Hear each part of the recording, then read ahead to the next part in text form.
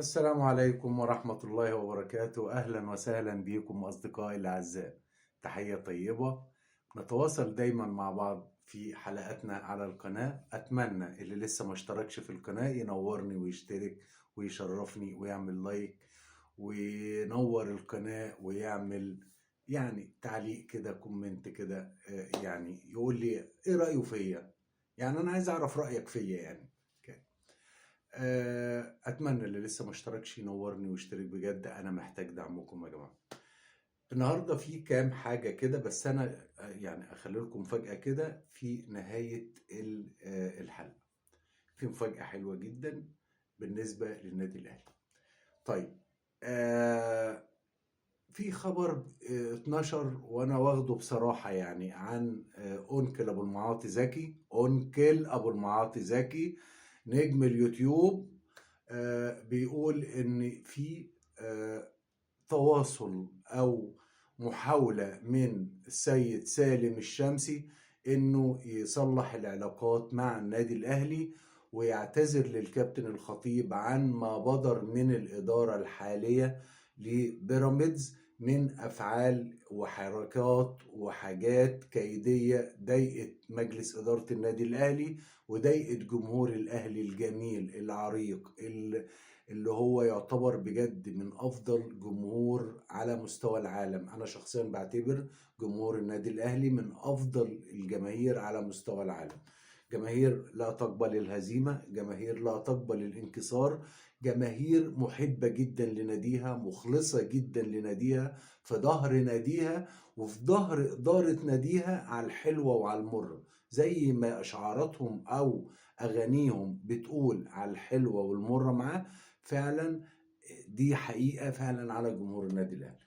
فالسيد سالم الشمسي شايف ان الإدارة الحالية لبيراميدز بتعادي النادي الأهلي وبتخسر جماهيره اللي بالملايين، في حين ان هو الراجل شايف نظرة مستقبلية ان انا ممكن جماهير الاهلي لو انا علاقتي كويسة بالنادي الاهلي، علاقتي كويسة بإدارة النادي الاهلي، انا اقدر استفيد من جماهير النادي الاهلي انها تساندني. وارد ان اوصل بطولة، يعني هو الراجل ما قالش كده لكن هو تفكيره كده يعني. هو الراجل بيبص على ان يكسب جماهير النادي الاهلي. ليه؟ لان النهارده بيراميدز بيلعب في الكونفدراليه. طب لو انا علاقتي وحشه، ما انا لو حتى فتح المدرجات للجماهير، طب ما انا ممكن انا كجمهور الاهلي هروح اشجع الفرقه التانيه. ما هو انت بتضايقني وبتزعلني وبتخطف مني لعيبه وعامل فيها مش عارف ايه. لا، فانا برضو هموتك من ناحيه تانيه، هموتك كوره. فانا هتعبك. ليه؟ انت النهارده لو بتلعب مثلا نجم الساحلي، بتلعب اي نجم اي نادي مثلا كويس، نادي من المغرب زي ما حصل الموسم اللي فات، لا انت كنت هتلاقي مثلا ممكن جماهير الاهلي تحضر وتشجعك وتدعمك. فبالتالي هتلاقي ناس في ظهرك، هتلاقي ناس بتنجحك. لكن انت النهارده لما تعادي الجماهير دي، طب ما انت النهارده انت الخسران، انت اللي بقى يعني ايه، انت اللي مش باقي على حاجه. فطبعا سمعنا ان في مشاورات وكلام من اداره بيراميدز انها عايزه تعمل قعده او جلسه مع الكابتن محمود الخطيب واداره النادي الاهلي. فهو يعني بيتقال كده، زي ما قلت لكم المصدر بتاعي، انا راجل محترم وراجل بحترم اللي انا بجيب منه المصدر، هو المصدر بتاعي أنكل أبو المعاطي زكي، اللي هو بجد أنا بعتبره نجم وأستاذ في اليوتيوب، لأنه بجد بيبحث عن الخبر، بيبحث عن الحاجة. يعني احنا على قد ما بنبحث وعلى قد ما بنتكلم وعلى قد ما بنحاول نعرف، لكن في الاول والاخر الراجل ده بيجيب الحاجة كده من مصدرها. يعني لو عايز حاجة مثلا بيتصل على سيد حفيظ شخصيا، يقول له يا سيد، يا كابتن سيد، والله في انا سمعت كذا، ايه رأيك؟ يقول له والله يا كابتن لا، رغم ان احنا كلنا عارفين ان سيد عبد الحفيظ ما بيبلش ريق حد يعني.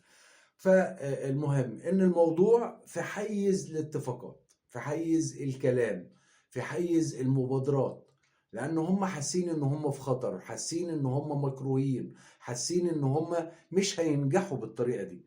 طبعا كان رد النادي الاهلي او حد من النادي الاهلي فقال له والله احنا مستعدين نتعامل ونبقى علاقتنا زي الفل مع بيراميدز، بس مش مع الإدارة دي.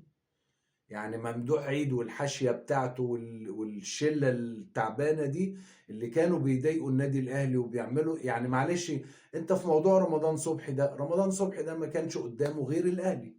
انت النهارده لما تيجي تدخل في مفاوضات، لا هو ده مش صح. لما تيجي تكلم مثلا احمد فتحي، ومن كام يوم تروح تتكلم اجاييه، من قبلها عمرو السولية، ومن قبلها اليو ديانج، فلا يعني انت كده، لا ده انت بتحاربني. فانت بتحاربني، انا مش هرحمك. يعني هي هتمشي كده.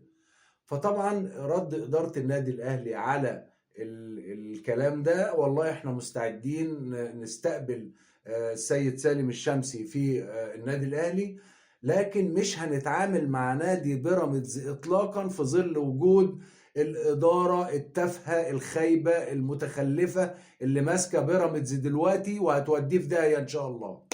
ممدوح عيد سمسار اللعيبة، ماشي، اللي هو كان يعني بيشحت كده، يعني بيشحت لعيب يبقى وكيله، النهارده بقى حاجة تانية خالص، وبقى قال يعني عامل راسه براس الاهلي. ومفيش حد اصلا ما اتخلقش اللي يتعامل راسه براس الاهلي. فده يعني ايه مبدئيا، والاهلي ان شاء الله هيقلعوا من المكان ده وهيرجعوا سمسار لعيبه تاني، يقعد يستنى بقى لعيب بقى من انبي، ولا لعيب من اي حته يعمل له توكيل ولا حاجه. فالمهم كان رد النادي الاهلي ان احنا ما عندناش استعداد نتعامل مع الاداره الحاليه لاداره بيراميدز، وان احنا عايزين نلغي الاداره دي خالص، او لو هي موجوده احنا مش هنتعامل معاها تاني. ده كان الرد بتاع النادي الاهلي.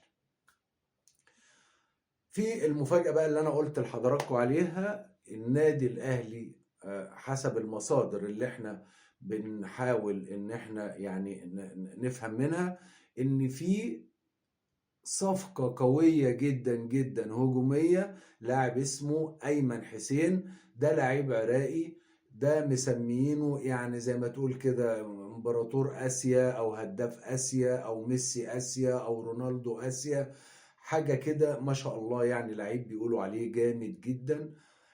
اسمه أيمن حسين، كان بيلعب في نادي القوة الجوية العراقية.